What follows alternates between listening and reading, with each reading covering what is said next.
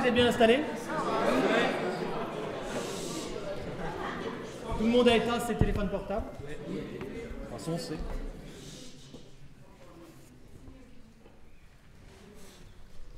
Voilà, c'est la guerre. Une guerre longue, terrible, sanglante, une guerre qui voit s'opposer deux parties. D'un côté, la Grèce, avec ses rois, ses bateaux, sa puissante armée, et de l'autre côté, la ville de Troie. Deux choses.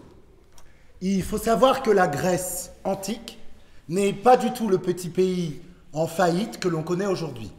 Non, à l'époque, le pays est beaucoup plus étendu, beaucoup plus vaste, presque comme un continent. La deuxième chose, c'est que la ville de Troie était située à l'époque en Asie mineure.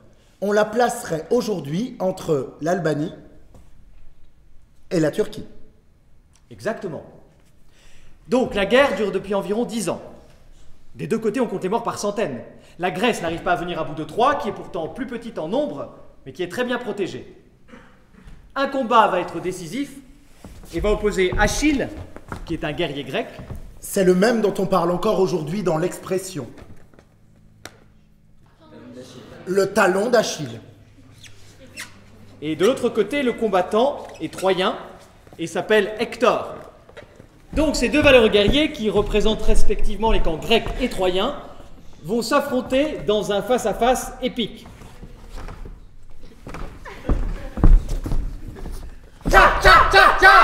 À l'issue duquel Achille tue Hector. Plus tard dans le conflit, une flèche plantée dans le désormais célèbre talon d'Achille va le faire passer de la vie à la mort. En mourant, Hector laisse derrière lui sa femme, qui s'appelle Andromaque. Et leur tout jeune fils qui a un nom un peu barbare et qui s'appelle Astyanax. Je vois qu'il y a des connaisseurs. Andromaque est donc veuve, mais elle est surtout troyenne. Astyanax est donc troyen et orphelin. Quant à Achille, en mourant, il laisse derrière lui un fils qui s'appelle Pyrrhus. Achille a donc un fils qui s'appelle Pyrrhus. Alors, c'est par l'épisode du cheval de Troie, que certains d'entre vous connaissent peut-être, oui, que s'achève la guerre. Alors, le cheval de Troie. Le cheval de Troie, c'est une ruse des Grecs pour faire tomber Troie. Ben oui, parce que comme Troie est une forteresse, les Grecs vont devoir inventer une ruse pour pouvoir y pénétrer. Les Grecs font semblant de perdre la guerre. En partant, ils abandonnent derrière eux un immense cheval de bois.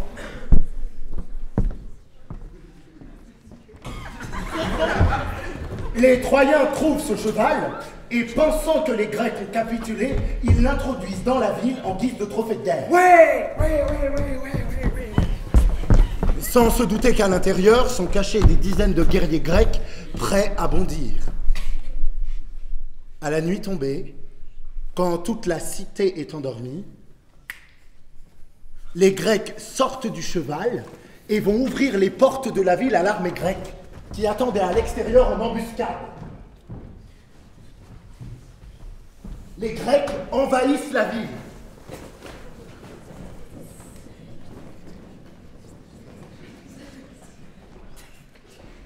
Et là, c'est le grand massacre. Ah!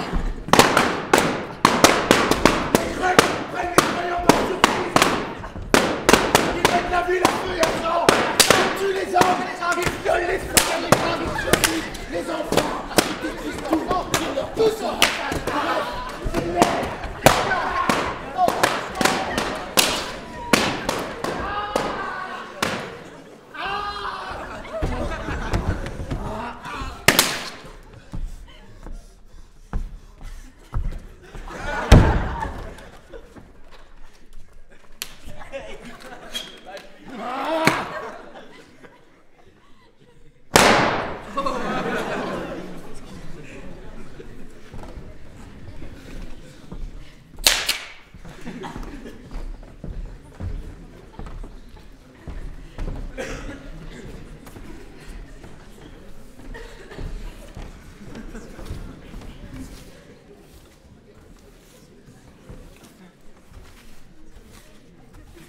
Pardon.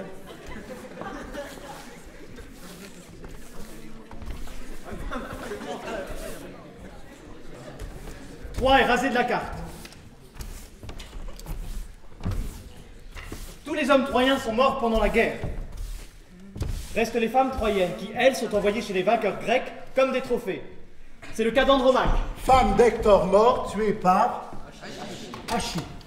Andromaque est envoyé avec son jeune fils Astyanax chez Pyrrhus en Épire. Car après la guerre, Pyrrhus est devenu roi d'Épire. L'Épire. À l'époque, la Grèce est divisée en plusieurs royaumes de différentes envergures.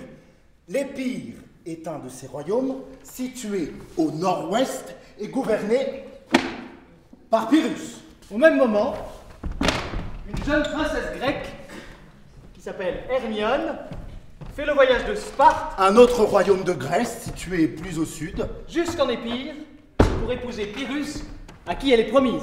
C'est un peu un mariage arrangé par leurs parents. Oui, donc tout ce beau monde se retrouve en Épire, une année passe, et c'est là que commence notre histoire. On découvre un nouveau personnage. Oreste. Oreste est un ambassadeur grec envoyé par ses concitoyens en Épire pour réclamer la tête d'Astyanax. Car aux yeux des Grecs, Astyanax représente un danger. C'est le dernier des Troyens et il pourrait vouloir un jour se rebeller et venger son père Hector et son pays Troie. Faut savoir qu'Astyanax a à peine 3 ans. Oui, mais c'est un danger potentiel parce qu'il est Troyen. À peine arrivé en Épire, Oreste retrouve son ami Pylade qu'il n'a pas vu depuis 6 mois. Oui, puisque je retrouve un ami si fidèle, ma fortune va prendre une face nouvelle. Et déjà, son courroux semble s'être adouci depuis qu'elle a pris soin de nous rejoindre ici. Qui lui dit qu'un rivard jamais vu si funeste présenterait d'abord Pylade aux yeux d'Oreste, qu'après plus de 6 mois que je t'avais perdu, à la cour de Pyrrhus, tu me serais rendu. J'en rends grâce au ciel, qui m'arrêtant sans cesse semblait m'avoir fermé le chemin de la Grèce. Depuis ce jour fatal, que la fureur des eaux, presque aux yeux de l'Épire, écarta nos vaisseaux, combien dans cet exil ai-je souffert d'alarmes? Combien à vos malheurs ai-je donné de larmes, craignant toujours pour vous quelque nouveau danger que ma triste amitié ne pouvait partager? Mais je vous vois, Seigneur, et si j'ose le dire, un destin plus heureux vous conduit en Épire. Hélas, qui peut savoir le destin qui m'amène? L'amour me fait ici chercher une inhumaine. Et qui sait ce qu'il doit ordonner de mon sort? Et si je viens chercher ou la vie ou la mort? Quoi? Votre âme à l'amour, en esclave asservi, se repose sur lui du soin de votre vie? Par quel charme, oubliant tant de tourments soufferts, pouvez-vous consentir à rentrer dans ces fers? Pensez-vous qu'Hermione, à Sparte inexorable, vous prépare en Épire un sort plus favorable? Honteux d'avoir poussé tant de vœux superflus, vous laboriez. Enfin, vous ne m'en parliez plus. Vous me trompiez, Seigneur. Je me trompais moi-même. Ami, n'accable point un malheureux qui t'aime. T'ai-je jamais caché mon cœur et mes désirs? Tu vis naître ma flamme et mes premiers soupirs. Enfin... Et c'est là qu'on apprend qu'Oreste est en fait très amoureux d'Hermione depuis son enfance. Hermione, elle, ne l'a jamais aimé. Oreste raconte comment il a cherché à oublier son amour en fuyant, mais surtout comment son amour l'a rattrapé. Durant son exil, il découvre que tous les Grecs sont ligués contre Pyrrhus, parce que Pyrrhus protège Astyanax, le fils d'Andromaque. Pourquoi? Exactement, parce que Pyrrhus serait en fait tombé amoureux d'Andromaque. Oreste décide donc de se faire élire ambassadeur pour réclamer la tête d'Astyanax, mais sa véritable intention, vous l'aurez compris, c'est de reconquérir Hermione. Écoutez. Action! J'aime! Je viens chercher Hermione en ces lieux, la fléchir, l'enlever, ou mourir à ses yeux. Coupez! Oui, parce que justement, en dehors de ce contexte politique, il y a aussi un contexte amoureux. Oui, parce que vous savez, quand les gens se rencontrent, il se passe souvent autre chose. Des relations se nouent, des passions naissent. Ils ne peuvent pas rester indifférents les uns aux autres. Et c'est le cas ici, puisque Pyrrhus, qui est censé épouser Hermione, est en fait tombé amoureux d'Andromaque, sa captive. Andromaque, elle, n'a Dieu que pour Hector, qui est mort. De son côté, Hermione n'aime que Pyrrhus, et Oreste, lui, on l'a vu, n'a Dieu que pour Hermione. On en arrive donc à ce schéma. Oreste aime. Hermione qui aime. Pyrrhus qui aime. Andromaque qui aime. Hector qui est mort. Bon, c'est pas grave. Ce type d'engrenage amoureux a de tout temps fait l'objet de grandes œuvres littéraires. Oui, peut-être que vous en connaissez.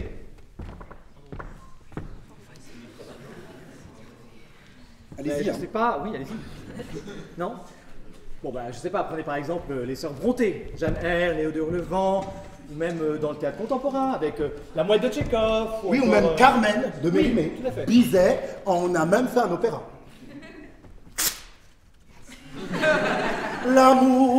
L'amour est un oiseau rebelle que nul ne peut apprivoiser. Et c'est bien en vain qu'on l'appelle s'il lui convient de refuser. Merci. Dans Autant on emporte le vent, Scarlett O'Hara passe tout le roman, et croyez-moi il est long, à courir après un type dont on se rend compte à la fin, c'est un vrai loser, tandis que Red Butler, l'homme qu'il aime vraiment, eh ben, il s'en va à la fin en claquant la porte. Mais de tels exemples, on en rencontre aussi dans la littérature. De merde. Oui, Paris Match, Gala, VSD, Oui, oups, closer, public, Figaro Madame, Figaro Monsieur, Le Figaro, Figaro Chien, Figaro Bébé, Marie-Claire, Marie-France, Marie-Christine, Sylvie, Geneviève, Josiane, Jeune et Jolie, Belle et Vicieuse, Frigide et Moche, Brigitte est morte, Femme actuelle, Femme dépassée, Femme décédée, Têtu, Tata, Toto, Biba, Baba. Bubu, Bobo. Je sais pas si On vous rencontre aussi des regardez exemples dans des sa vie séries. personnelle, parce que moi par exemple j'étais Vous regardez des en fait séries. j'étais Alors moi, marié avec j'avoue, une femme, je j'étais marié avec une regarde femme pendant énormément de 4 ans, on s'était rencontrés Et assez j'ai jeunes remarqué d'ailleurs, que sur les les bancs d'école, on engrenages espérait d'ailleurs amoureux habiter pas loin de dans les Versailles, séries, avoir il y des en a. enfants, une En maison. veux-tu, en Et voilà. en fait un jour j'ai appris que cette femme que Voilà. j'aimais vraiment beaucoup, Et- elle avait une et maison, par ça exemple, arrive avec mon meilleur ami, est-ce mon qu'il- ex-meilleur ami, du coup, forcément. Est-ce qu'il y a Et des ça a séries été dans très lesquelles vous avez compliqué pour remarqué moi des parce que engrenages j'ai amoureux? vraiment essayé d'oublier, j'ai dû déménager, prendre un appartement. Game of Thrones. J'ai adopté des Game of animaux Thrones, qui sont engrenage morts à leur amoureux. tour. Et ça a été très compliqué parce D'ailleurs, que du le coup j'ai fait un sauvage séjour à journal l'hôpital des et engrenages je me suis amoureux rendu compte que je c'est ne pouvais pas vivre vivre sans cette avec femme que chose, j'aimais c'est vraiment à la les folie. d'amour. Donc un jour je suis allé la voir, voilà, je suis allé la voir, et je lui ai dit, là elle a le à la porte, elle était enceinte en fait, vous voyez, elle était enceinte de mon ex-meilleur ami. Du coup, j'ai pris un couteau sur la table et je lui ai dit vas-y comme ça, vas-y, frappe, ou si tu le crois indigne de mes coups, si ta haine m'envie, un supplice, c'est tout. Ou si d'un sang trop vil, ta main serait trempée, à défaut de ton bras, prête-moi ton épée, donne. Aïe. Non mais vous croyez où hein? Non mais vos histoires personnelles n'intéressent personne. En plus, vous dites des vers de Phèdre, alors qu'on essaye de raconter l'histoire d'Andromaque, on est mal barré là. Ça va? Oui. Oui, mais il faut faire un effort, on est à Versailles là. Hein? Vous avez mal. Alors, vous voulez un comprimé un Non, verre d'eau? pas de comprimé. Non? Vous vous souvenez au reste? Oui, bien sûr. Allez-y. Oreste aime Pyrrhus, non. Oreste aime pas Pyrrhus. Oreste aime Hermione. Qui aime Pyrrhus? Qui aime Pyrrhus? Hermione, Oreste aime Hermione. Non mais lisez, parce que sinon on va pas y arriver. Ah oui, vous l'avez marqué en plus. Ouais. Oreste Oui. aime Hermione, qui aime Pyrrhus. C'est bien. Qui aime Andromaque, qui aime Hector, qui est mort. Non mais ne l'aidez pas, hein, sinon on va pas y arriver. Voilà. Vous pouvez reprendre, s'il vous plaît? Oui, bien sûr. Oui, seul. Oreste aime Hermione, qui aime Pyrrhus, qui aime Andromaque, qui aime Hector, qui est mort. Ah mais on a l'impression que ça vous emmerde là. Non mais je sais pas, un peu plus punchy, allez-y quoi. Rassurez les gens. Oreste aime Hermione, qui aime Pyrrhus, qui aime Andromaque, qui aime Hector, qui est mort. Merci. Et puis on va le dire tous ensemble. On y va. Oreste aime Hermione, qui aime Pyrrhus, qui aime Andromaque, qui aime Hector, qui est mort. Merci.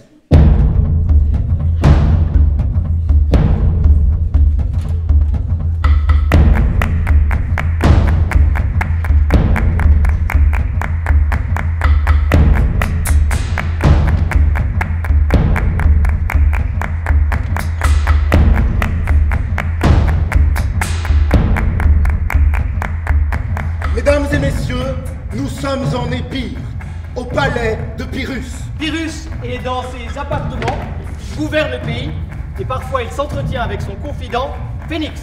Andromaque est elle aussi dans ses appartements. Elle n'a qu'une activité par jour. Aller rendre visite à son fils, Astyanax, tenu à l'écart par Pyrrhus, puis retourner dans ses appartements et se lamenter auprès de sa confidente, Céphise. Hermione attend que Pyrrhus daigne enfin l'épouser. Parfois, Pyrrhus vient pour lui annoncer le mariage. Oui, mais il change d'avis, il repart. Oui, mais il revient pour lui annoncer le mariage. Oui, mais il change d'avis, il repart. Oui, mais il revient pour lui annoncer le mariage. Oui, mais il change d'avis, il repart. Hermione confie son impatience à sa confidente Cléone.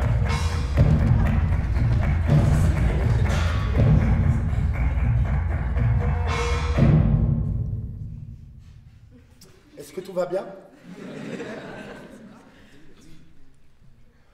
Acte 1. Scène 2. Rencontre au sommet entre Oreste. Et Pyrrhus. Alors, on pourrait comparer cette scène à un débat politique. Alors, on va le faire. Imaginez que vous êtes de deux partis politiques opposés et que vous devez débattre aujourd'hui sur des questions très importantes. Oui, alors vous là, à partir de madame, du côté de Pyrrhus, donc, on va imaginer quelque chose d'évident, on va imaginer que vous êtes de droite. Oui, je sais, pour certains, c'est pas facile à imaginer. Pour d'autres, ça l'est beaucoup plus apparemment, mais maintenant, aujourd'hui, vous êtes de droite. Et donc, quant à vous, dans le camp d'Oreste, vous êtes de droite également. Mais un peu moins. On va se dire que c'est une droite molle. La séance est ouverte. À l'ordre du jour, le sort du jeune Astyanax.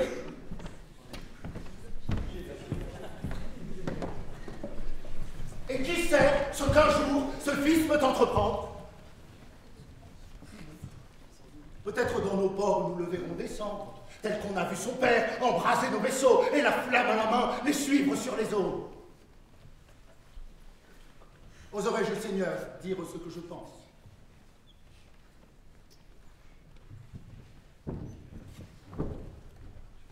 Vous-même de vos soins, craignez la récompense. Et que dans votre sein, ce serpent élevé ne vous punisse un jour de l'avoir conservé. Enfin, de tous les Grecs, satisfaites l'envie. Assurez leur vengeance, assurez votre vie, perdez un ennemi d'autant plus dangereux qu'il cessera sur vous à combattre contre eux. La Grèce en ma faveur est trop inquiétée. Le soin le plus important, je l'ai cru mériter, Seigneur. Et sur le nom de son ambassadeur, j'avais dans ses projets conçu plus de grandeur. Mais à qui prétend-on que je le sacrifie? La Grèce a-t-elle encore quelques droits sur sa vie? Et seul de tous les Grecs, ne m'est-il pas permis d'ordonner d'un captif que le sort m'a soumis? Oui, Seigneur. Lorsqu'au pied des murs fumants de Troie, les vainqueurs tout sanglants partagèrent leur proie, le sort, dont les arrêts furent alors suivis, fit tomber en mes mains Andromaque et son fils. On craint qu'avec Hector, Troie un jour ne renaisse, son fils peut me ravir le jour que je lui laisse. Non, Seigneur, tant de prudence entraîne trop de soins. Je ne sais point prévoir les malheurs de si loin. Ah, si du fils d'Hector la perte était jurée, pourquoi d'un entier l'avons-nous différé? Non, Seigneur, que les Grecs cherchent quelque autre proie, qu'ils poursuivent ailleurs ce qui reste de Troie. De mes inimitiés le cours est achevé, l'Épire sauvera ce que Troie a sauvé. Ainsi, la Grèce en vous trouve un enfant rebelle. Et je n'ai donc vaincu que pour dépendre d'elle. Après cela, Seigneur, je ne vous retiens plus, et vous pourrez aux Grecs annoncer mon refus.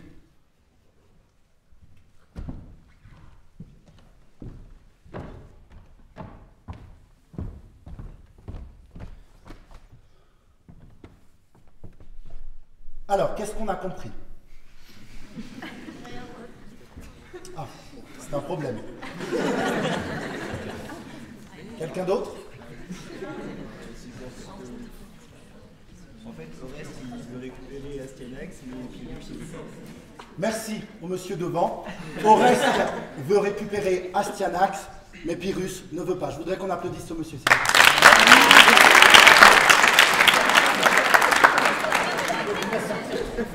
Pyrrhus refuse de livrer Astyanax à Oreste. D'un point de vue politique, cette décision de Pyrrhus le met en conflit avec les Grecs, qui réclament la tête d'Astyanax. Oui, mais d'un point de vue personnel, cette décision l'arrange, parce qu'en protégeant Astyanax, Pyrrhus va pouvoir prétendre à l'amour d'Andromaque. Cette décision de Pyrrhus satisfait aussi Oreste. Puisque si Pyrrhus parvient à épouser Andromaque, il renverra Hermione, ce qui laissera le champ libre à Oreste pour conquérir Hermione.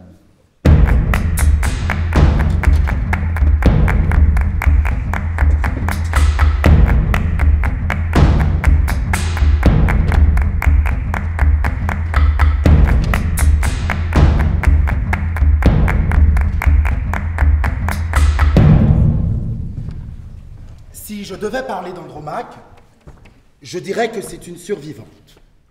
Une survivante que le sort n'a pas épargnée. Survivante d'une guerre terrible, durant laquelle elle a vu mourir son époux, périr son père, tous ses frères se faire massacrer, et sa ville natale, Troie, détruite par les Grecs. Depuis la fin de la guerre, Andromaque est captive. Captive en Épire, captive d'un homme, Pyrrhus. Celui-là même qui avait massacré tous ses frères.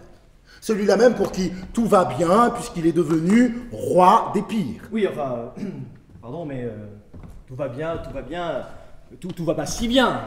Il est quand même tombé amoureux de celle qu'il retient captive, Andromaque. C'est juste. Dans tous les cas, il reste à Andromaque un fils, Astyanax. Il a à peine 3 ans et il est tenu à l'écart de sa mère. Elle ne peut le voir qu'une fois par jour.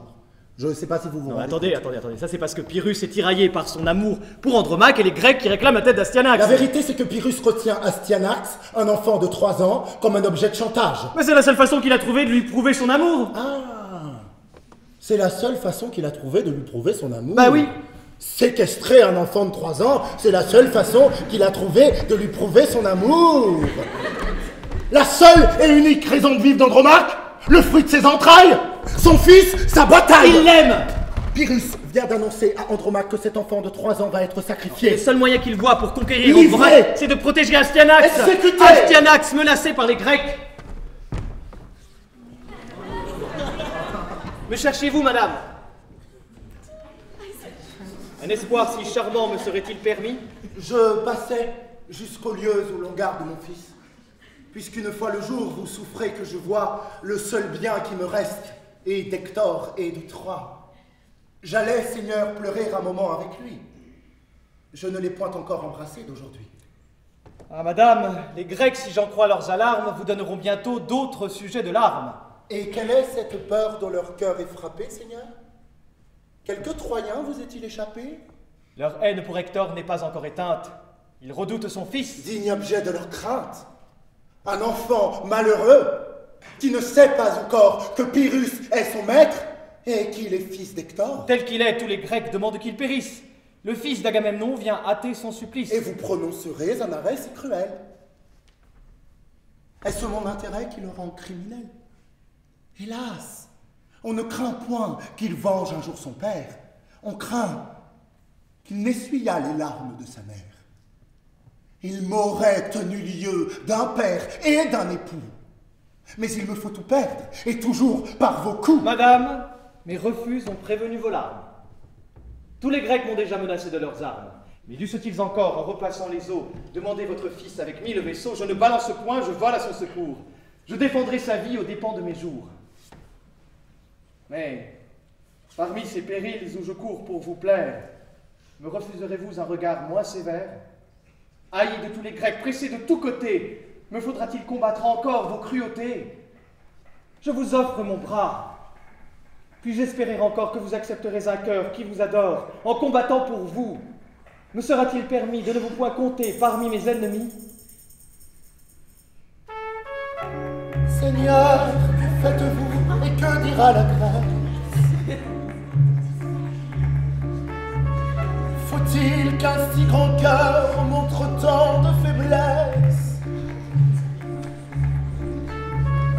Voulez-vous qu'un dessein si beau, si généreux, passe pour le transport d'un esprit amoureux. Captive, toujours triste, importune à moi-même. Pouvez-vous souhaiter qu'Andromaque vous aime?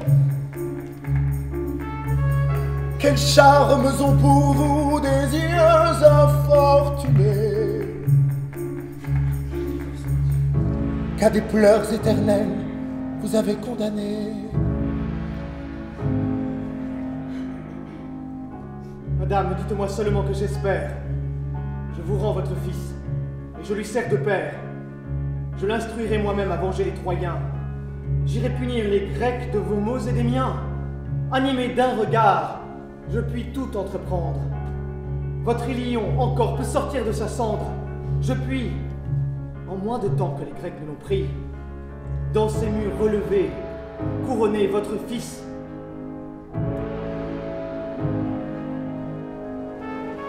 Seigneur, tant de grandeur ne nous touche plus guère. Je lui promettais tant qu'a vécu son père. Non, vous n'espérez plus de nous revoir encore. Sacré mur que n'a pu conserver mon Hector. À de moindres faveurs des malheureux prétendent. Seigneur, c'est un exil que mes pleurs vous demandent. Souffrez que loin des Grecs et même loin de vous, j'aille cacher mon fils et pleurer mon épouse.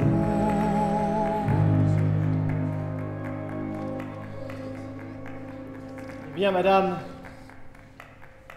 eh bien, il faut vous obéir, il faut vous oublier, ou plutôt vous haïr.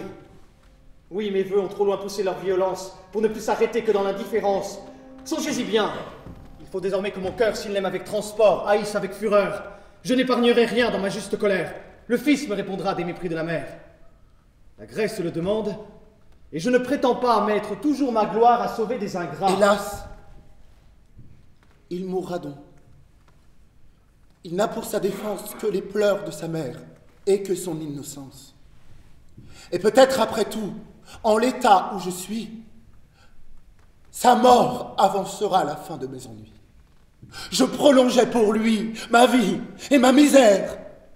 Mais enfin sur ses pas, j'irai revoir son père. Ainsi, Seigneur, tous trois, par vos soins réunis, nous vous... Allez, madame, allez voir votre fils. Peut-être en le voyant, votre amour plus timide ne prendra pas toujours sa colère pour guide. Pour savoir nos destins, j'irai vous retrouver.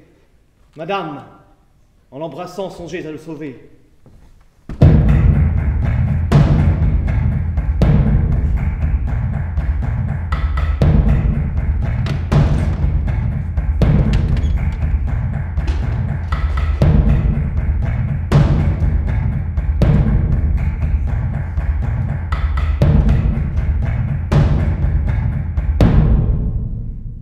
Acte 2, entrée d'Hermione. Alors, comment décrire le personnage d'Hermione? Hermione, c'est avant tout la fille d'Hélène. Vous savez, la belle Hélène, certains d'entre vous connaissent. La belle Hélène, celle pour qui la guerre de Troie a été déclenchée parce que c'était la femme la plus belle du monde. Et être la fille de la femme la plus belle du monde, je ne sais pas si vous vous rendez compte, mais c'est pas un titre facile à porter. Mais Hermione s'en sort bien, et même très bien puisqu'elle est promise à un roi. Et pas n'importe quel roi, on l'a vu. Pyrrhus, un grand roi, un stratège, un homme puissant, un homme qui a défait Troie, un homme musclé, luisant, beau, avec un corps de rêve, qui va faire d'elle une reine et dont elle va porter les enfants. Bref, Hermione aurait tout pour être heureuse. Mais elle n'est pas heureuse. Non, parce que franchement, tu vois, depuis qu'elle a débarqué dans ce trou perdu, Butrotte, oui c'est ça, Butrotte, en est pire. Bah c'est pas Las Vegas, elle s'ennuie. Elle est là, dans cette petite studette de 1200 mètres carrés donnée par Pyrrhus. Pourtant, tu vois, elle aimerait bien faire comme tout le monde. Sortir, faire un tour dans Versailles, aller rencontrer des Versaillais, des Versaillaises, se promener autour du bassin Neptune, visiter le château. Mais il n'y a personne pour l'emmener. Elle est vraiment toute seule. Pourtant, tu vois, si elle était reine, elle ferait de grandes choses. Par exemple, elle créerait une journée internationale pour la femme. C'est bien ça, non? Elle aime beaucoup les femmes. Enfin, pas toutes. Et le statut de la femme sous l'Antiquité, ça craint du boudin, alors elle n'a pas d'autre choix que de rester là, toute seule, toute la journée. Elle a l'impression d'être comme Scarlett O'Hara, dans Autant en emporte le vent, avec sa bonne de couleur qui nous chante des chansons qu'elle comprend pas. Madeleine, oh Madeleine, oh, la cabane n'est pas tombée. Madeleine, oh Madeleine, la cabane n'est pas tombée. Passe sa journée à se faire préparer, à se faire habiller. Tout ça à cause de Pyrrhus qui la prend, qui la jette depuis 6 mois comme une vieille serpillière, c'est pas très agréable.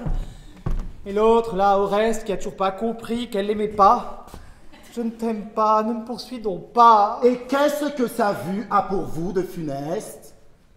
Madame, n'est-ce pas toujours le même Oreste dont vous avez 100 fois souhaité le retour et dont vous regrettiez la constance et l'amour? C'est cet amour payé de trop d'ingratitude qui me rend en ces lieux sa présence si rude.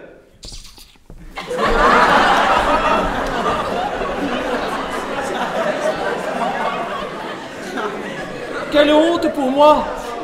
Quel triomphe pour lui de voir mon infortune égaler son ennui! Et cela, dira-t-il, cette fière Hermione, elle me dédaignait, un autre l'abandonne. L'ingrate qui mettait son cœur à si haut prix apprend donc à son tour à souffrir des mépris. Ah, Dieu! À dissiper ces indignes alarmes. Il a trop bien senti le pouvoir de vos charmes. Vous croyez qu'un amant vienne vous insulter?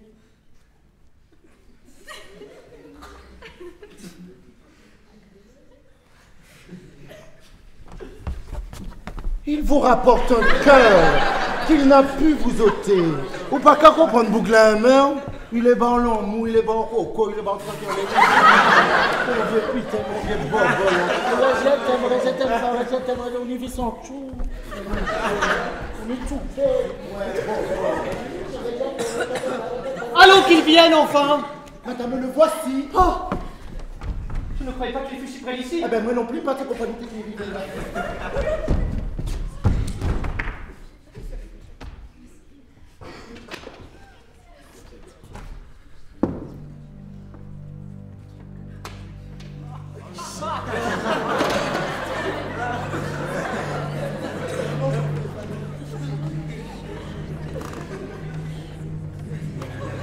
Ne croirais-je, Seigneur, qu'un reste de tendresse vous fasse ici chercher une triste princesse? Ne dois-je imputer qu'à votre seul devoir, l'heureux empressement qui vous porte à me voir?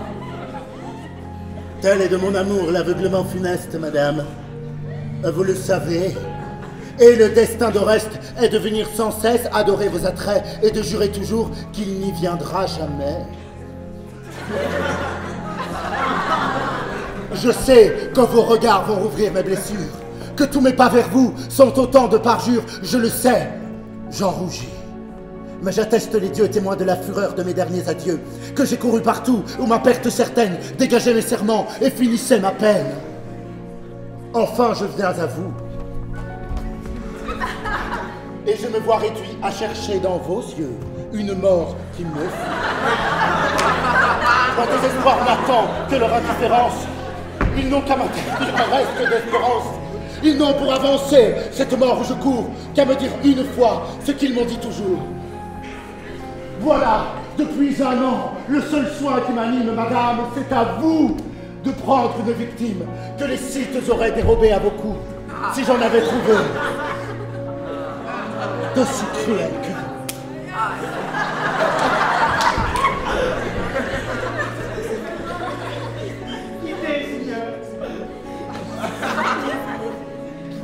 funeste langage.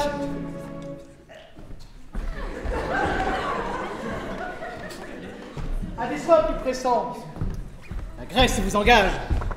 Que parlez-vous du site et de mes cruautés? Songez à tous ces rois que vous représentez. Faut-il que d'un transport leur vengeance dépende? Est-ce le sang d'Oreste enfin qu'on vous demande?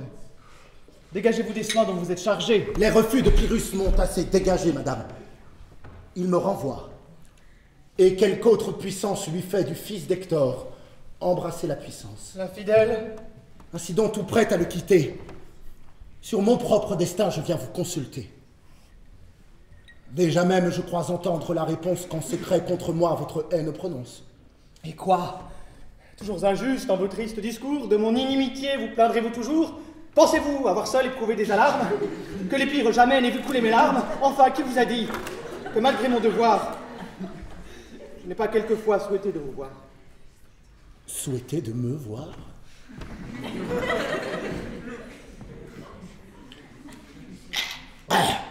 Ah, divine princesse, est-ce à moi que ce discours s'adresse? Ouvrez vos yeux! Songez qu'Oreste est devant vous! Oreste si longtemps l'objet de leur courroux! Oui, c'est vous dont l'ardeur naissante avec leur charme leur a pris le premier le pouvoir de leurs armes. Vous que mille vertus me forçaient d'estimer. Vous que j'ai plaint, enfin, je voudrais aimer. Je vous entends. Tel est mon partage funeste. Le cœur est pour Pyrrhus et les vœux pour Oreste. Ah, ne souhaitez pas le destin de Pyrrhus, je vous haïrais trop. Vous m'en aimeriez plus. Ah, que vous me verriez d'un regard bien contraire. Vous me voulez aimer et je ne puis vous plaire. Vous seul pour Pyrrhus disputez aujourd'hui? Peut-être malgré vous, sans doute malgré lui, car enfin, il vous hait. Son âme, ailleurs est prise, n'a plus... Qui vous l'a dit, Seigneur, qu'il me méprise?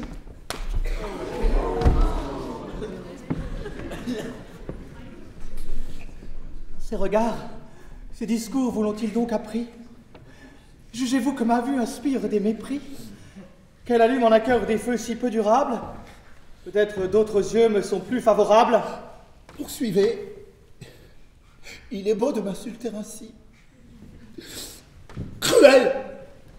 C'est donc moi qui vous méprise ici. Vos yeux n'ont pas assez éprouvé ma constance. Je suis donc un témoin de leur peu de puissance. Ah, je les ai méprisés. Avouez-le, madame. L'amour n'est pas un feu qu'on renferme en une âme. Tout nous trahit. La voix, le silence, les yeux, et les feux mal couverts, en éclate Dieu.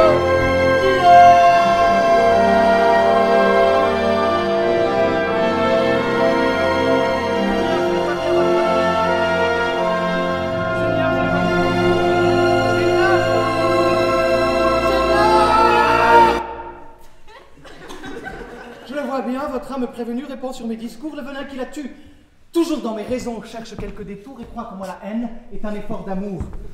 Vous donc m'expliquer, vous agirez ensuite. Vous savez qu'en ces lieux mon devoir m'a conduite, mon devoir m'y retient. Et je n'en puis partir que Pyrrhus ou mon père ne m'en fasse sortir. De la part de mon père, allez lui faire entendre que l'ennemi des Grecs ne peut être son gendre. Du Troyen ou de moi, faites-le décider, qu'il songe qui des deux il veut rendre ou garder. Enfin qu'il me renvoie ou bien qu'il vous le livre.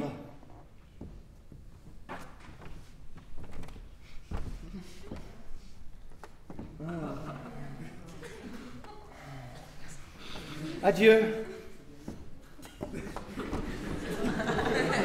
S'il y consent, je suis prête à vous suivre.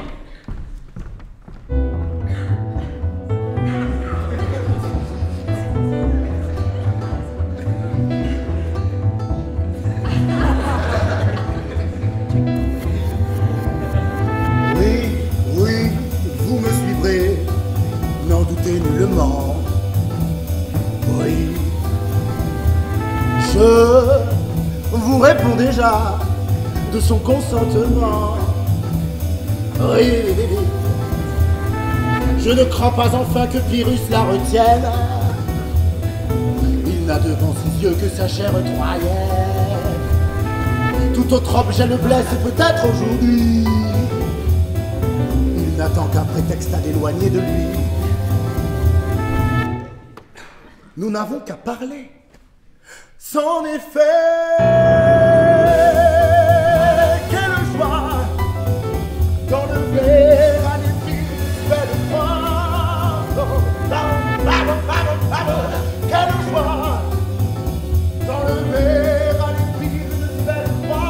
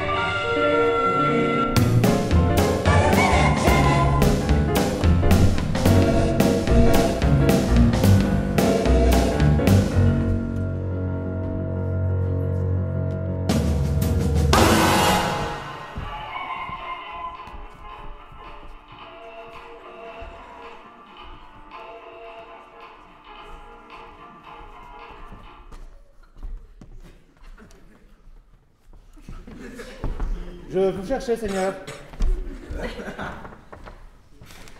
Un peu de violence m'a fait de vos raisons combattre la puissance, je l'avoue. Et depuis que je vous ai quitté, j'en ai connu la force et senti l'équité. J'ai songé, comme vous, qu'à la Grèce, à mon père, à moi-même, en un mot, je devenais contraire. Que je relevais Troie et rendais imparfait tout ce qu'a fait Achille et tout ce que j'ai fait. Je ne condamne plus un courroux légitime, et l'on vous va, Seigneur, livrer votre victime. Seigneur, car ce conseil prudent et rigoureux, c'est d'acheter la paix du sang d'un malheureux. Oui, mais je veux, Seigneur, l'assurer davantage. D'une éternelle paix, Hermione est le gage. Je l'épouse. Il semblait qu'un spectacle si doux n'attendit en ces lieux qu'un témoin tel que vous. Voyez-la donc. Allez, dites-lui que demain j'attends avec la paix son cœur de votre main.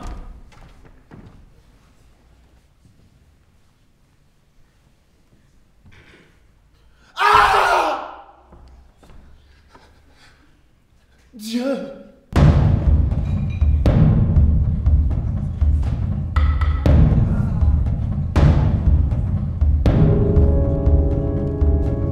Modérez donc, Seigneur, cette fureur extrême. Je ne vous connais plus, vous n'êtes plus vous-même, souffrez. Non! Tes conseils ne sont plus de saison, Pilate! Je suis là d'écouter la raison. C'est traîné trop longtemps, ma vie et mon supplice. Il faut que je l'enlève, ou bien que je périsse. C'est trop gémir tout seul. Je suis là qu'on me plaigne. Je prétends qu'à son tour, l'inhumaine me craigne. Et que ses yeux cruels, à pleurer condamnés, me rendent tous les noms que je leur ai donnés. Que veux-tu? Mais s'il faut ne te rien déguiser, mon innocence enfin commence à me peser. Je le sais de tout temps, quelle injuste puissance laisse le crime en paix et poursuit l'innocence. De quelque part sur moi que je tourne les yeux, je ne vois que malheur qui condamne les dieux. Méritons leur courroux, justifions leur haine, et que le fruit du crime en précède la peine.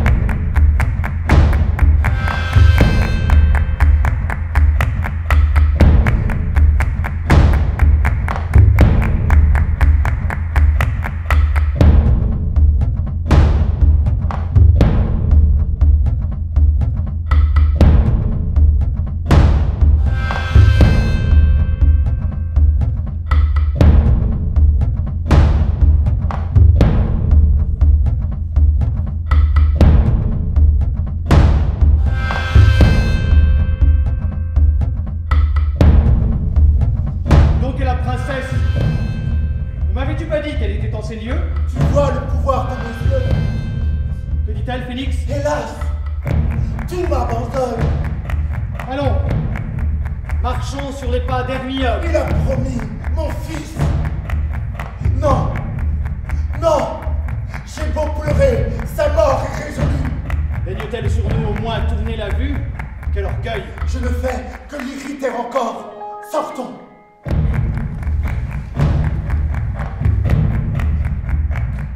Allons aux Grecs livrer le fils d'Hector. Ah Seigneur, arrêtez!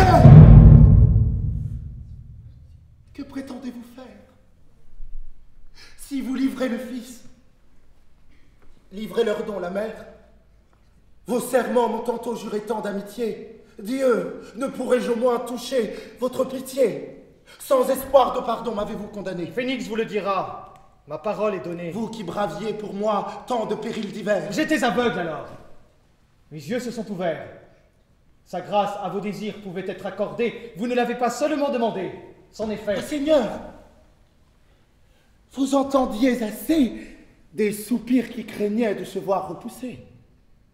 Pardonnez à l'éclat d'une illustre fortune ce reste de fierté qui craint d'être importune. Vous ne l'ignorez pas, Andromaque sans vous n'aurait jamais d'un maître embrassé les genoux. Non. Non, vous me haïssez. Et dans le fond de l'âme, vous craignez de devoir quelque chose à ma flamme. Ce fils même, ce fils, l'objet de tant de soins. Si je l'avais sauvé, vous l'en aimeriez moins. La haine, le mépris, contre moi, tout s'assemble. Vous me haïssez plus que tous les Grecs ensemble.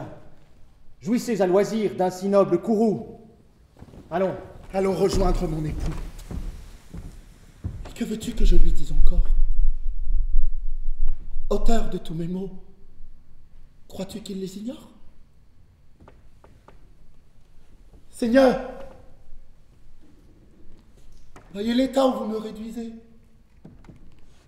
J'ai vu mon père mort et nos murs embrasés. J'ai vu trancher les jours de ma famille entière et mon époux sanglant traîner sur la poussière. Son fils, seul avec moi, réservé pour les fermer. Que ne peut un fils? Je respire, je serre, j'ai fait plus. Je me suis quelquefois consolé qu'ici, plutôt qu'ailleurs, le sort m'eût exilé. Qu'heureux dans son malheur, le fils de tant de rois, puisqu'il devait servir, fut tombé sous vos lois. J'ai cru que sa prison deviendrait son asile. Jadis Priam soumis fut respecté d'Achille. J'attendais de son fils encore plus de bonté. Pardonne, cher Hector, à ma crédulité. Je n'ai pu soupçonner ton ennemi d'un crime. Malgré lui-même, enfin, je l'ai cru magnanime. Ah, s'il était assez pour nous laisser, du moins, au tombeau, qu'à ta cendre ont élevé mes soins, et que finissant là, sa haine et nos misères, il ne sépara point des dépouilles si chères. Madame, demeurez.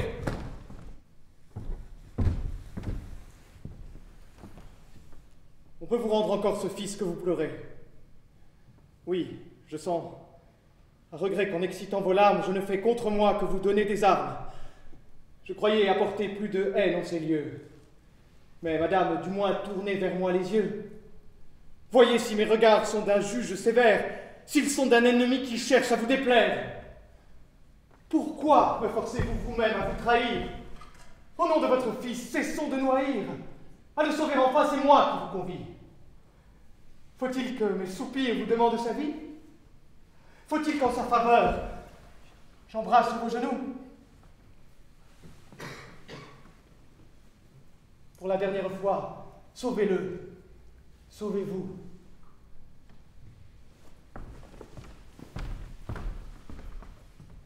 Je sais de quel serment je romps pour vous les chaînes. Combien je vais sur moi faire éclater de haine. Je renvoie Hermione, et je mets sur son front, au lieu de ma couronne, un éternel affront. Je vous conduis au temple où son hymen s'apprête, je vous sers du bandeau préparé pour sa tête. Mais ce n'est plus, madame, une offre à dédaigner. Je vous le dis, il faut ou périr ou régner. Mon cœur, désespéré d'un an d'ingratitude, ne peut plus de son sort souffrir l'incertitude. C'est craindre, menacer, gémir trop longtemps. Je meurs si je vous perds. Et je meurs si j'attends. Songez-y. Je vous laisse. Et je viendrai vous prendre pour vous mener au temple où ce fils doit m'attendre. Et là, vous me verrez, soumise ou furieux. Vous couronner, madame, ou le perdre à vos yeux.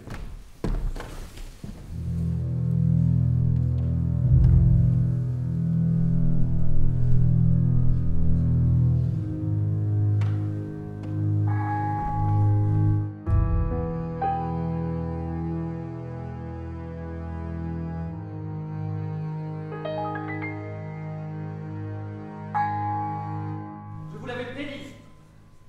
En dépit de la Grèce, de votre sort encore, vous seriez la maîtresse. Hélas, de quel effet tes discours sont suivis? Il ne me restait plus qu'à condamner mon fils. Madame, à votre époux, c'est être assez fidèle. Trop de vertu pourrait vous rendre criminel. Lui-même, il porterait votre âme à la douceur. Quoi? Je lui donnerai Pyrrhus pour successeur? Ainsi le veut son fils. Que les Grecs vous ravissent. Pensez-vous qu'après tout ces mâts nous en rougissent? Qu'il méprisa, madame, un roi victorieux qui vous fait remonter au rang de vos aïeux, qui foule aux pieds pour vous vos vainqueurs en colère, qui ne se souvient plus qu'Achille était son père, qui dément ses exploits et les rend superflus. Dois-je les oublier s'il ne s'en souvient plus? Dois-je oublier Hector, privé de funérailles et traîné sans honneur autour de nos murailles? Dois-je oublier son père, à mes pieds renversé, ensanglantant l'autel qu'il tenait embrassé? Songe, ses fils, à cette nuit cruelle, qui fut pour tout un peuple une nuit éternelle. Figure-toi, Pyrrhus, les yeux étincelants entrant dans la lueur de nos palais brûlants. Surtout mes frères morts se faisant un passage, et de sang tout couvert, échauffant le carnage. Songe aux cris des vainqueurs, songe aux cris des mourants, dans la flamme étouffée, sous le fer expirant. Peins-toi dans ces horreurs, Andromaque, éperdu. Voilà comme Pyrrhus vint s'offrir à ma vue. Voilà par quels exploits il sut se couronner. Enfin, voilà l'époux que tu me veux donner. Non, je ne serai point complice de ces crimes. Qu'il nous prenne, s'il veut, pour dernière victime. Tous mes ressentiments lui seraient asservis. Eh bien, allons donc voir expirer votre fils, on n'attend plus que vous. Vous frémissez, madame? Ah, de quel souvenir viens-tu frapper mon âme? Quoi, ces fils? J'irai voir expirer encore ce fils, ma seule joie et l'image d'Hector, ce fils que de sa flamme il me laissa pour gage. Hélas, je m'en souviens, le jour que son courage lui fit chercher Achille, ou plutôt le trépas. Il demanda son fils et le prit dans ses bras. Chère épouse, dit-il, en essuyant mes larmes, j'ignore quel succès le sort garde à mes armes. Je te laisse mon fils pour gage de ma foi. S'il me perd, je prétends qu'il me retrouve en toi. Si d'un heureux hymen la mémoire t'est chère, montre au fils à quel point tu chérissais le père. Et je puis voir répandre un sang si précieux, et je laisse avec lui périr tous ses aïeux. Faut-il que mon crime l'entraîne? Si je te hais, est-il coupable de ma haine? T'a-t-il de tous les siens reproché le trépas? S'est-il plaint à tes yeux des maux qu'il ne sent pas? Mais cependant, mon fils, tu meurs si je n'arrête le fer que le cruel tient levé sur ta tête. Je l'empuis détourné et je t'y vais offrir. Non! Tu ne mourras point. Je ne le puis souffrir.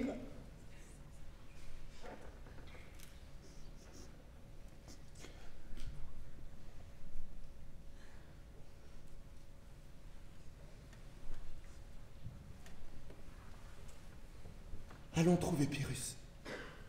Maintenant, chère Séphize, va le trouver pour moi. Que faut-il que je dise? Dis-lui que de mon fils, l'amour est assez fort. Crois-tu que dans son cœur il ait juré sa mort? L'amour peut-il si loin pousser sa barbarie? Madame, il va bientôt revenir en furie. Eh bien, va l'assurer. De quoi? De votre foi? Hélas, pour la promettre, est-elle encore à moi? Aux cendres d'un époux, aux Troyens, ô mon père, ô mon fils, que tes jours coûtent cher à ta mère.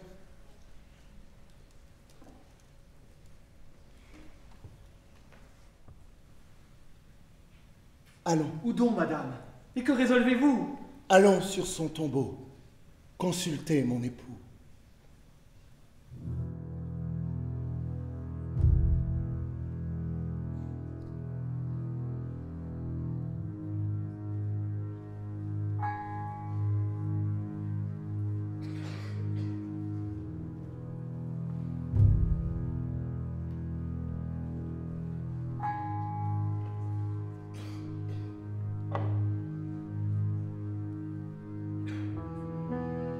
Ah, je n'en doute point, c'est votre époux, madame. C'est Hector qui produit ce miracle en votre âme. Il veut que Troie encore se puisse se relever avec cet heureux fils qu'il vous fait conserver. Pyrrhus vous l'a promis.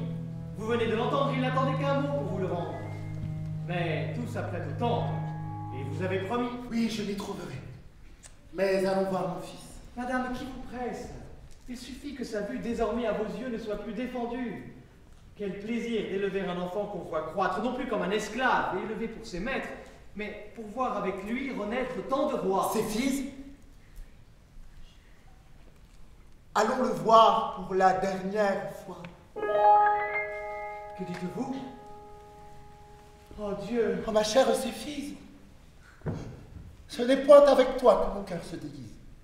Ta foi dans mon malheur s'est montrée à mes yeux, mais j'ai cru qu'à mon tour, tu me connaissais mieux. Quoi donc? As-tu pensé qu'Andromaque infidèle put trahir un époux, qui croit revivre en elle? Et que de tant de morts, réveillant la douleur, le soin de mon repos me fit troubler le leur? Est-ce là cette ardeur tant promise à sa cendre? Mais son fils périssait. Il l'a fallu défendre. Pyrrhus, en m'épousant, s'en déclare l'appui. Il suffit, je veux bien m'en reposer sur lui. Je sais quel est Pyrrhus. Violent, mais sincère.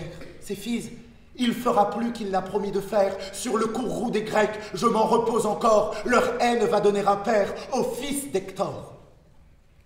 Je vais donc, puisqu'il faut que je me sacrifie, assurer à Pyrrhus le reste de ma vie. Je vais, en recevant sa foi sur les autels, l'engager en mon fils par des nœuds immortels. Mais aussitôt ma main, à moi seule funeste, d'une infidèle vie, abrégera le reste, et sauvant ma vertu, rendra ce que je dois à Pyrrhus, à mon fils, à mon époux,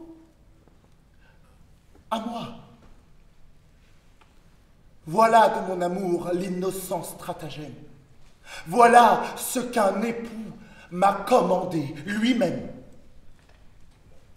J'irai seul rejoindre Hector et mes aïeux. Séphize, c'est à toi de me fermer les yeux. Ah, ne prétendez pas que je puisse survivre. Non, non, je te défends, Séphize, de me suivre.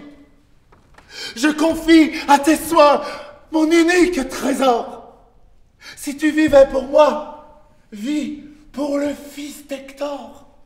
De l'espoir des Troyens, seul dépositaire, songe à combien de rois tu deviens nécessaire. Veille auprès de Pyrrhus, fais-lui garder sa foi. S'il le faut, je consens qu'on lui parle de moi. Fais-lui valoir l'hymen où je me suis rangé. Dis-lui qu'avant ma mort, je lui fus engagé, que ses ressentiments doivent être effacés.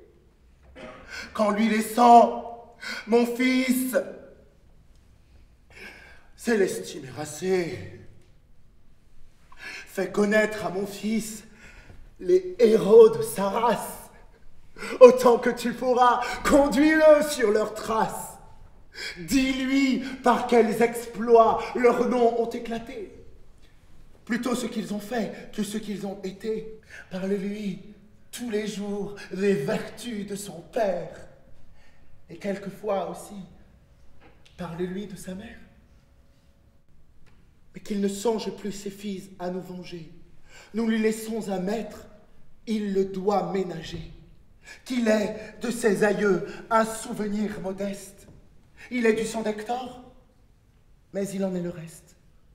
Et pour ce reste enfin, j'ai moi-même en un jour sacrifié mon sang, ma haine et mon amour. Hélas, ne me suis point si ton cœur en alarme prévoit qu'il ne pourra commander à tes larmes. On vient, cache tes pleurs, Céphise, et souviens-toi que le sort d'Andromaque est commis à ta foi. C'est Hermione, allons, fuyons sa violence.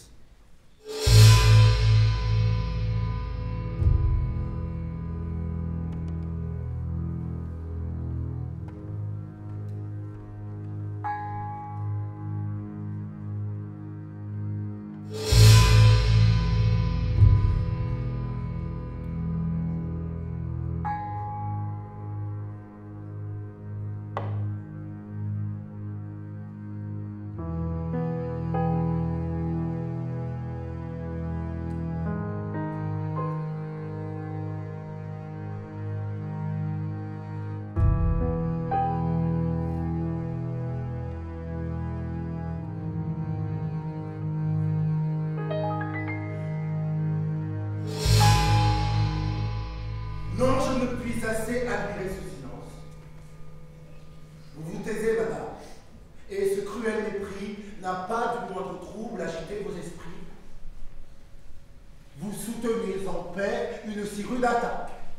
Vous qu'on voyait frémir au seul nom d'Andromaque. Vous qui sans désespoir ne pouviez endurer que Pyrrhus d'un regard l'a voulu honorer. Il l'épouse. Il lui donne avec son diadème la foi que vous venez de recevoir vous-même. Et votre bouche, encore muette, attendant nuit, n'a pas daigné s'ouvrir pour se plaindre de lui. À que je crains, madame, un calme si funeste, et qu'il vaudrait bien mieux. fais-tu venir Oreste?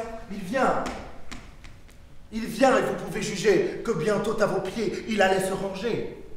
Prêt à servir toujours sans espoir de salaire, vos yeux ne sont que trop assurés de lui plaire. Mais il entre.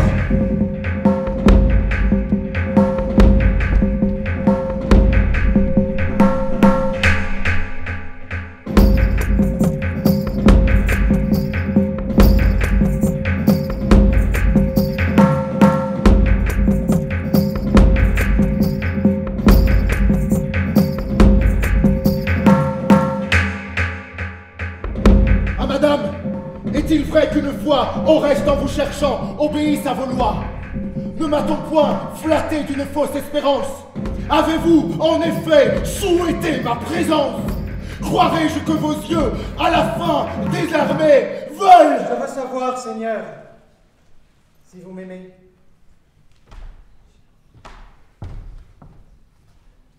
Si je vous aime... Oh Dieu! Mes serments, mes parjures, ma fuite, mon retour, mes respects, mes injures, mon désespoir. Mes yeux de pleurs toujours noyés, quels témoins croirez-vous si vous ne les croyez? Vengez-moi, je crois tout. Eh bien, allons, madame. Mettons encore un coup toute la Grèce en flammes. Prenons en signalant mon bras et votre nom, vous la place d'Hélène et moi d'Agamemnon. De Troie, en ce pays, réveillons les misères et qu'on parle de nous ainsi que de nos pères, partons. Je suis tout prêt. Non, Seigneur, demeurons. Je ne veux pas si loin porter de tels affronts. Quoi? De mes ennemis couronnant l'insolence, j'irai attendre ailleurs une lente vengeance, et je me remettrai au destin des combats qui peut-être à la fin ne me vengeraient pas. Je veux qu'à mon départ, toutes les pires pleurent. Mais si vous me vengez, vengez-moi dans une heure. Tous vos retardements sont pour moi des refus. Courez au temple. Il faut immoler... Qui? Pyrrhus. Pyrrhus, madame. Et quoi? Votre haine chancelle? Ah, courez et craignez que je ne vous rappelle. N'alléguez point des droits que je vais oublier. Et ce n'est pas à vous à les justifier. Moi, je l'excuserai. À vos bontés, madame, ont gravé trop avant ces crimes dans mon âme. Vengeons-nous, j'y consens, mais par d'autres chemins. Soyons ses ennemis et non ses assassins. Faisons de sa ruine une juste conquête. Quoi? Pour réponse aux Grecs, porterai-je sa tête? Et n'ai-je pris sur moi le soin de tout l'État que pour m'en acquitter par un assassinat?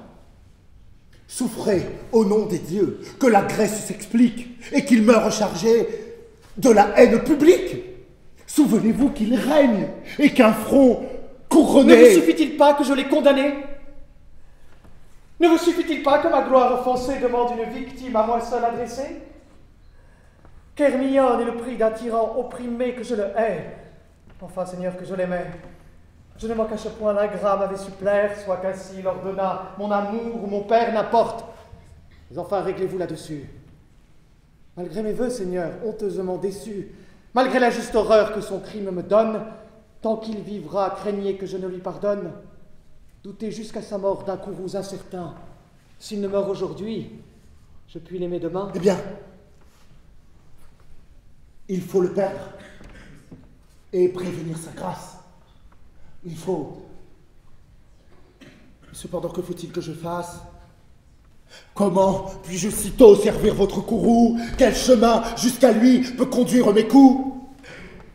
À peine suis-je encore arrivé en Épire, vous voulez par mes mains renverser un empire? Vous voulez qu'un roi meure, et pour son châtiment, vous ne donnez qu'un jour, qu'une heure, qu'un moment. Aux yeux de tout son peuple, il faut que je l'opprime.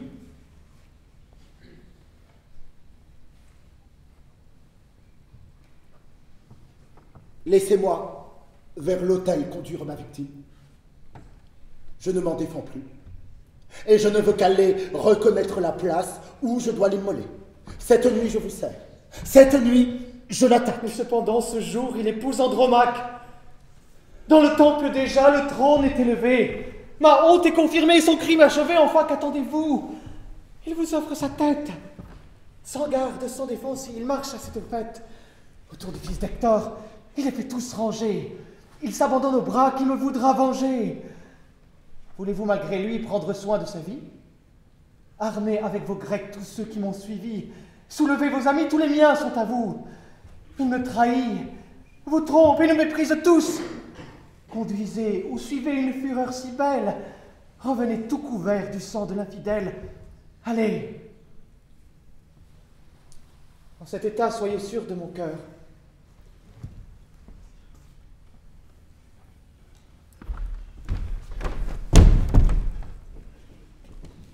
Mais madame, songez. Oh, c'en est trop, Seigneur! Tant de raisonnement offense ma colère.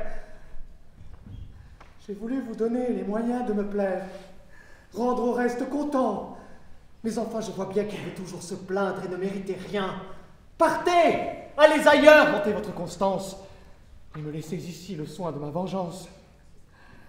De mes lâches bontés, mon courage est confus, et c'est trop en un jour essuyé de refus. Je m'en vais seul au temple, où leur hymen s'apprête, où vous n'osez aller mériter ma conquête. Là, de mon ennemi je saurai m'approcher. Je percerai le cœur que je n'ai pu toucher, et mes sanglantes mains, sur moi-même tournées, aussitôt, malgré lui, joindront nos destinées. Et tout ingrat qu'il est, il me sera plus doux de mourir avec lui que de vivre avec vous. Non! Je vous priverai de ce plaisir funeste. Il ne mourra que de la main d'Oreste. Vos ennemis par moi, vous vous êtes immolés et vous reconnaîtrez mes soins, si vous voulez. Allez, de votre sort, laissez-moi la conduite, et que tous vos vaisseaux soient prêts pour notre fuite.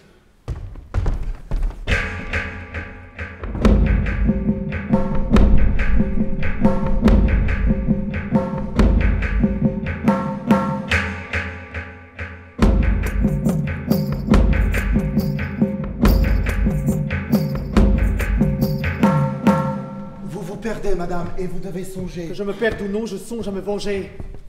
Je ne sais même encore, quoi qu'il m'ait pu promettre, sur d'autres que sur moi, si je dois m'en remettre. Pyrrhus n'est pas coupable à ses yeux comme aux miens, et je tiendrai mes coups bien plus sûrs que les siens. Ah, quel plaisir de venger moi-même mon injure, de retirer mon bras teint du sang du parjure, et pour rendre sa peine et mes plaisirs plus grands, de cacher ma rivale à ses regards mourants. Ah, si du moins Oreste, en punissant son crime, lui laissait le regret de mourir ma victime.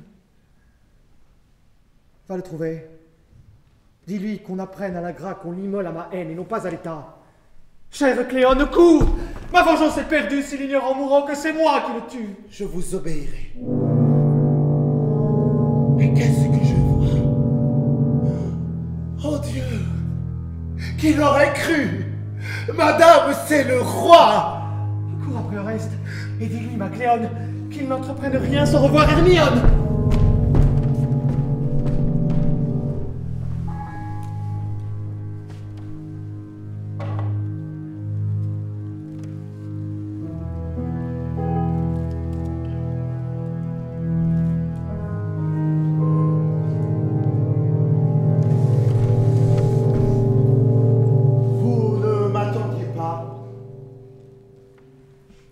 Et je vois bien que mon abord ici trouble votre entretien.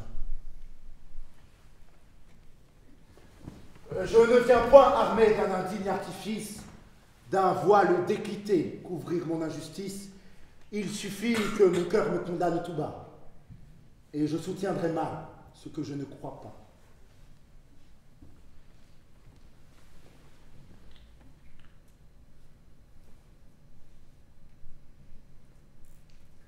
J'épouse une Troyenne. Oui, madame. Et j'avoue que je vous ai promis la foi que je lui voue.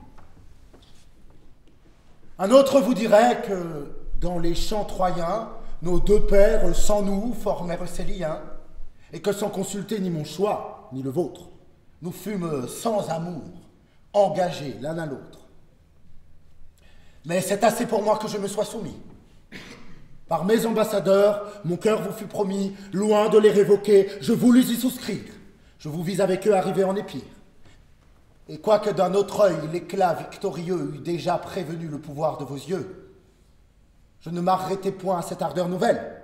Je voulus m'obstiner à vous être fidèle. Je vous reçus en reine, et jusque à ce jour, j'ai cru que mes serments me tiendraient lieu d'amour. Mais cet amour l'emporte.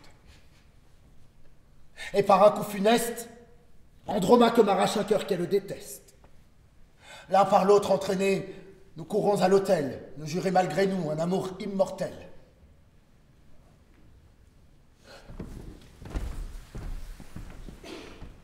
Après cela, madame éclatait contre un traître, qu'il est avec douleur et qu'il pourtant veut l'être. Pour moi, loin de contraindre un si juste courroux, il me soulagera peut-être autant que vous. Donnez-moi tous les noms destinés aux parjures, je crains votre silence, et non pas vos injures. Et mon cœur, soulevant 1000 secrets témoins, m'en dira d'autant plus que vous m'en direz moins. Seigneur, dans cet aveu dépouillé d'artifice, j'aime à voir que du moins vous vous rendiez justice, et que voulant bien rompre un nœud si solennel, vous vous abandonniez au crime en criminel. Est-il juste après tout qu'un conquérant s'abaisse sous la servile loi de garder sa promesse? Non. Non, la perfidie a de quoi vous tenter, et vous ne me cherchez que pour vous en vanter. Quoi? Sans que ni serment ni devoir vous retiennent, rechercher une grecque, amant d'une Troyenne, me quitter, me reprendre, et retourner encore de la fille d'Hélène à la veuve d'Hector, couronner tour à tour l'esclave et la princesse, immoler Troie aux Grecs, au fils d'Hector la Grèce, tout cela part d'un cœur toujours maître de soi, d'un héros qui n'est point esclave de sa foi. Vous veniez de mon front observer la pâleur pour aller dans ses bras rire de ma douleur, pleurant après son char, vous voulez qu'on me voie, mais Seigneur, en un jour ce serait trop de joie. Et sans chercher ailleurs des titres empruntés, ne vous suffit-il pas de ce que vous avez? Du vieux père d'Hector, la valeur abattue au pied de sa famille expirant à sa vue, tandis que dans son sein, votre bras enfoncé cherche un reste de sang que l'âge avait glacé. Dans des ruisseaux de sang, Troie ardente plongée, de votre propre main, Polyxène égorgée, aux yeux de tous les Grecs indignés contre vous, que peut-on refuser à ces généreux coups? Madame, je sais trop à quels excès de rage la vengeance d'Hélène emporta mon courage. Je puis me plaindre à vous du sang que j'ai versé. Mais enfin, je consens d'oublier le passé. Je rends grâce au ciel que votre indifférence de mes heureux soupirs m'apprenne l'innocence. Mon cœur, je le vois bien, trop prompt à se gêner, devait mieux vous connaître et mieux s'examiner. Mes remords vous faisaient une injure mortelle. Il faut se croire aimé pour se croire infidèle. Vous ne prétendiez point m'arrêter dans vos fers. Je crains de vous trahir. Peut-être je vous sers. Nos cœurs n'étaient point faits dépendants l'un de l'autre. Je suivais mon devoir et vous cédiez au vôtre. Rien ne vous engageait à m'aimer, en effet. Je ne t'ai point aimé. Cruel, qu'ai-je donc fait? J'ai dédaigné pour toi les vœux de tous nos princes. Je t'ai cherché moi-même au fond de tes provinces. J'y suis encore malgré tes infidélités et malgré tous mes Grecs honteux de mes bontés. Je leur ai commandé de cacher mon injure. J'attendais en secret le retour d'un parjure. J'ai cru que tôt ou tard, à ton devoir rendu, tu me rapporterais un cœur qui m'était dû. Je t'aimais inconstant. Qu'aurais-je fait fidèle? Et même en ce moment où ta bouche cruelle vient si tranquillement m'annoncer le trépas ingrat, je doute encore si je ne t'aime pas.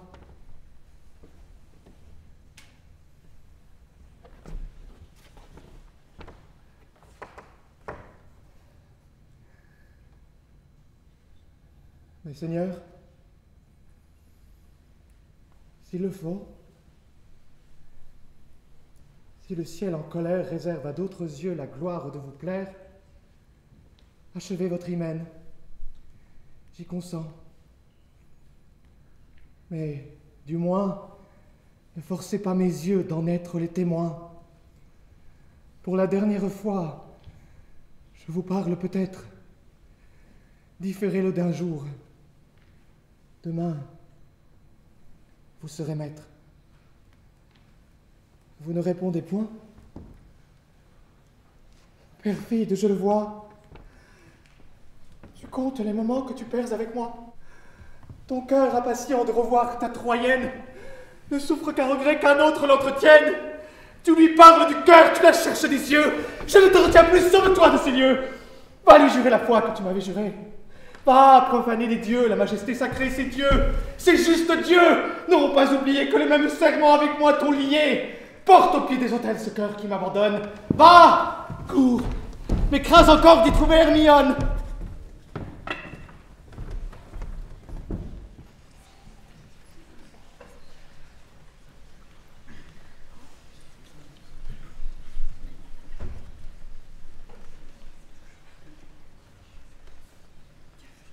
Où suis-je?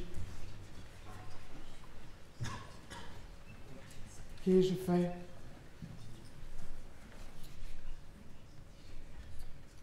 Que dois-je faire encore? Quel transport me saisit? Quel chagrin me dévore? Errante et sans dessein, je cours dans ce palais.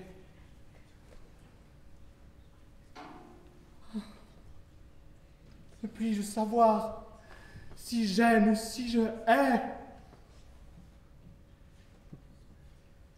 Le cruel. De quel œil il m'a congédié? Sans douleur, sans remords au moins étudié. L'ai-je vu se troubler et me plaindre un moment? En ai-je pu tirer un seul gémissement? Muette à mes soupirs, tranquille à mes alarmes, semblait-il seulement qu'il parte à mes larmes? Et je le plains encore. Et pour comble d'ennui, mon lâche cœur s'intéresse pour lui. Non. Ne révoquons point l'arrêt de mon courroux. Qu'il périsse, aussi bien il ne vit plus pour nous. Qu'il meure, puisqu'enfin il a dû le prévoir, et puisqu'il m'a forcé enfin à le vouloir. À le vouloir. Et quoi? C'est donc moi qui l'ordonne. Sa mort sera l'effet de l'amour d'Hermione. Ce prince dont mon cœur se faisait autrefois avec tant de plaisir redire les exploits, à qui même en secret je m'étais destiné, avant qu'on eût conclu ce fatal hyménée.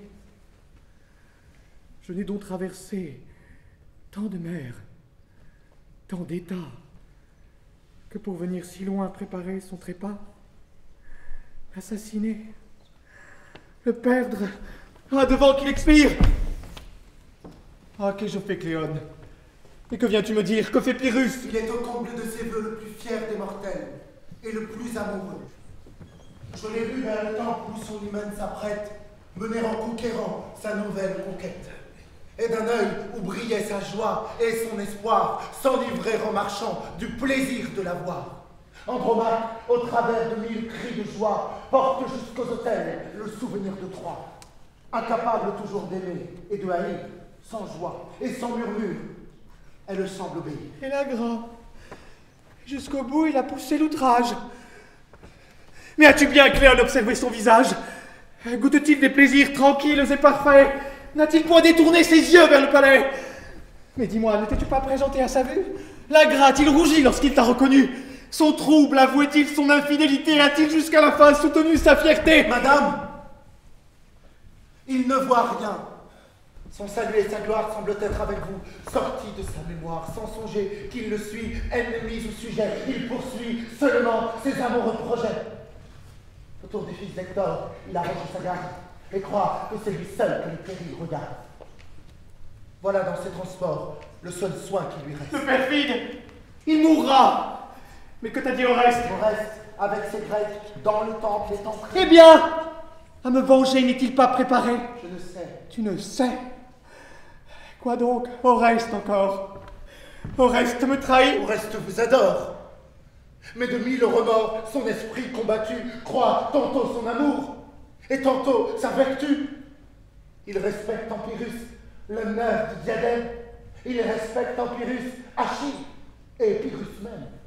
Il craint la Grèce, il craint l'univers en courroux, mais il se craint, dit-il, soi-même plus que tout. Il voudrait, dans vainqueur, vous apporter sa tête. Le seul nom d'assassin l'épouvante et l'arrête. Enfin, il est entré, sans savoir dans son cœur si l'on devait sortir coupable ou spectateur. Non. Non. Il les verra triompher sans obstacle. Il se gardera bien de troubler ce spectacle. Je sais de quel remords son courage est atteint. Le lâche craint la mort et c'est tout ce qu'il craint. Oh. Sans qu'elle employât une seule prière. Ma mère, en sa faveur, arma la Grèce entière. Ses yeux pour leur querelle, en 10 ans de combat, vit repérir 20 rois qu'il ne connaissait pas. Et moi, je ne prétends que la mort d'un parjure. Et je charge un amant du soin de mon injure, il peut me conquérir à ce prix, sans danger. Je me livre moi-même, et ne puis me venger. Allons, c'est à moi seul à me faire justice. Que de cris, de douleur le temple retentisse. De leur hymen fatale troublons l'événement, et qu'il ne soit uni s'il se peut qu'un moment. Je ne choisirai point dans ce désordre extrême. Tout me sera Pyrrhus, fût-ce Oreste lui-même. Je mourrai, mais au moins maman me mangera. Je ne mourrai pas seul, et quelqu'un me suivra. Madame, c'en est fait, et vous êtes servi. Pyrrhus rend à l'autel son infidèle vie. Il est mort? Il expire. Et nos Grecs irrités ont lavé dans son sang ses infidélités. Je vous l'avais promis. Et quoique mon courage se fit de ce complot une funeste image, j'ai couru vers le temple où nos Grecs dispersés se sont jusqu'à l'autel dans la foule glissés. Pyrrhus m'a reconnu. Mais sans changer de face, il semblait que ma vue excitât son audace, que tous nos Grecs, bravés sans leur ambassadeur, dussent de son hymen relever la splendeur. Enfin, avec transport, prenant son diadème, sur le front d'Andromaque, il l'a posé lui-même. Je vous donne, a-t-il dit, ma couronne et ma foi. Andromaque, régnez sur l'Épire et sur moi. Je voue à votre fils une amitié de père. J'en atteste les dieux. Je le jure à sa mère. Pour tous mes ennemis, je déclare les siens. Et je le reconnais pour le roi des Troyens.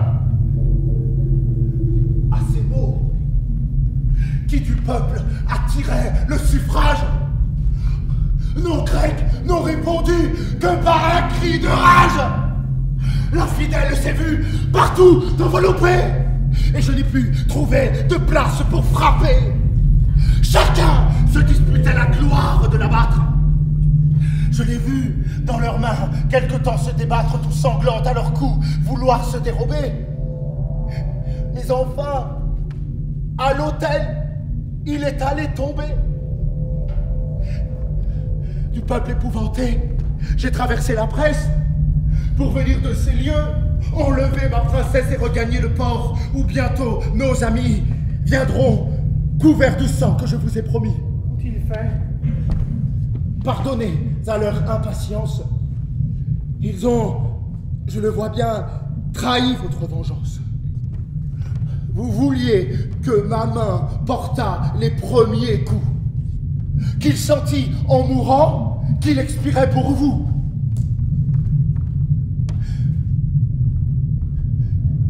Mais c'est moi dont l'ardeur leur a servi d'exemple. Je les ai, pour vous seuls, entraînés dans le temple, madame. Et vous pouvez justement vous flatter d'une mort que leurs bras n'ont fait qu'exécuter.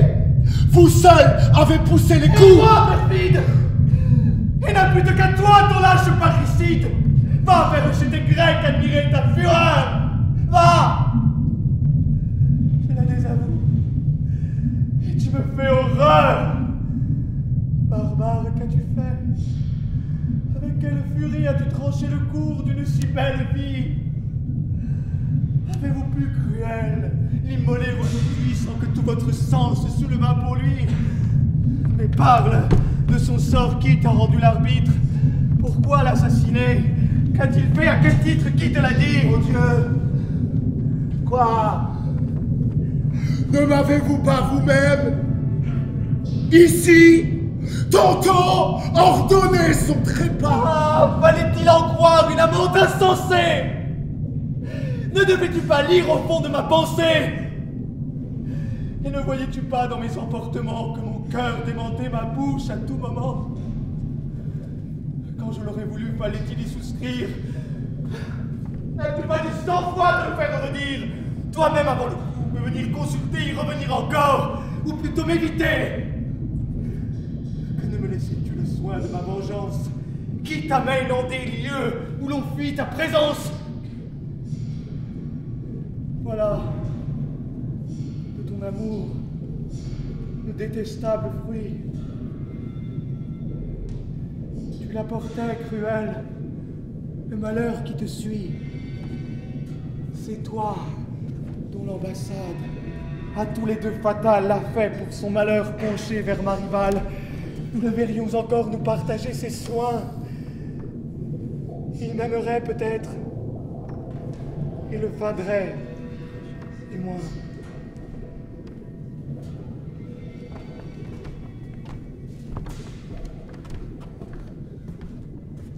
Adieu.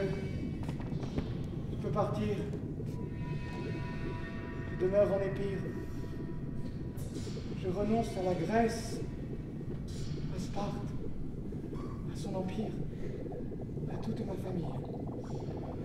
C'est assez pour moi, traître, qu'elle ait produit un monstre comme toi.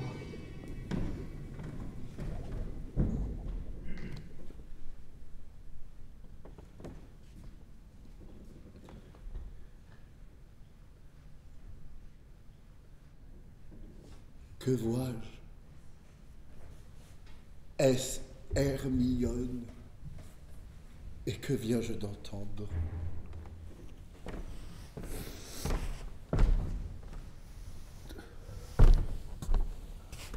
Pour qui coule le sang que je viens de répandre?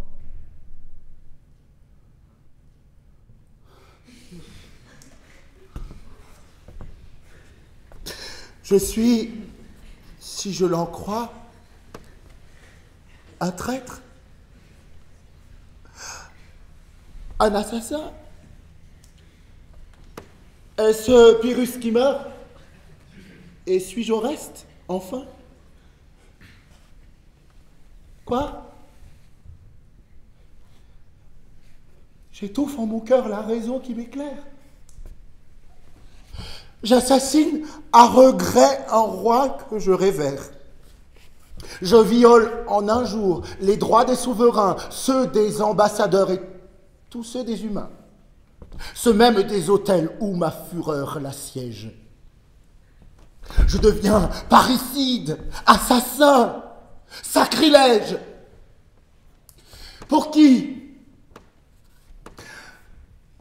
Pour une ingrate à qui je le promets, qui même s'il ne meurt ne me verra jamais, dont j'épouse la rage. Et quand je l'ai servie, elle me redemande et son sang et sa vie.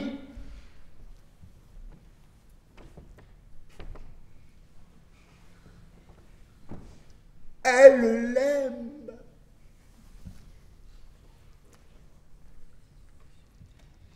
Et je suis un monstre furieux. Je la vois pour jamais s'éloigner de mes yeux. Et l'ingrate, en fuyant, me laisse pour salaire tous les noms odieux que j'ai pris pour lui plaire. Il faut partir, Seigneur. Sortons de ce palais. Ou bien résolvons-nous de n'en sortir jamais. Nos Grecs, pour un moment, défendent la porte. Tout le peuple assemblé nous poursuit à ma porte. Aux ordres d'Andromaque, ici tout est soumis. Il la traite en reine et nous comme ennemis. Andromaque est le même. À Pyrrhus s'y rebelle, lui rend tous les devoirs d'une veuve fidèle. Comment qu'on le venge? Et peut-être sur nous revenger Troie encore, et son premier époux. Allons! N'attendons pas que nous nous en dirons.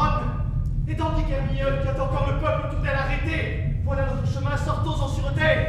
Non! Non! C'est Hermione, amie, que je veux suivre! À son dernier arrêt, je ne puis plus survivre! Partez! J'ai fait le crime et je vais l'expier! Hermione, le Seigneur, il a tout oublié. Quoi? Toujours l'instrument et l'objet de sa rage. Cherchez-vous chez les morts quelques nouvelles outrages? Et parce qu'elle meurt, faut-il que vous mouriez? Elle Dieu qu'entends-je? Et quoi? Vous l'ignoriez? En rentrant dans ces lieux, nous l'avons rencontrée qui courait vers le temple, inquiète, égarée. Elle a trouvé Pyrrhus porté sur des soldats, que son sang excitait à venger son trépas. À cet objet, sans doute, sa rage s'est émue. Mais, du haut de la porte, enfin, nous l'avons vu. Un poignard à la main sur Pyrrhus se courber, lever les yeux au ciel, se frapper et tomber. Grâce au Dieu.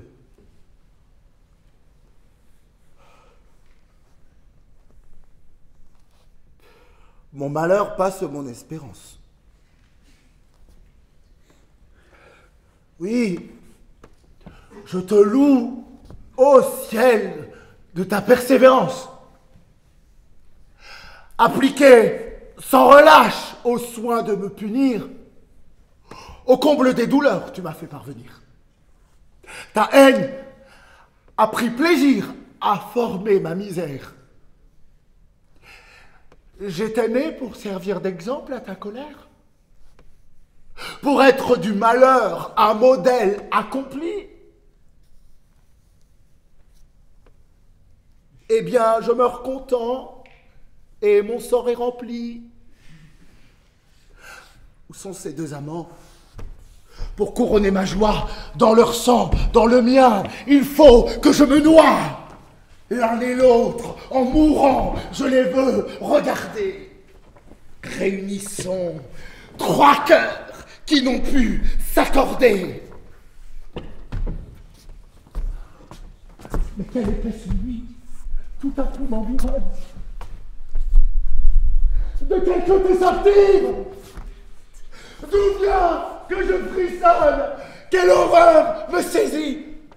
Oh, ciel, j'entrevois Dieu. Quel ruisseau de sang coule autour de moi. Ah, Seigneur! Quoi? Pyrrhus, je te rencontre encore. Trouverai-je partout un rival que j'aborde? Percé de tant de coups, comment t'es-tu sauvé? Tiens! Tiens! Voilà le coup que je t'ai réservé. Mais que vois-je? À mes yeux, Hermione l'embrasse. Elle vient l'arracher au cou qui le menace.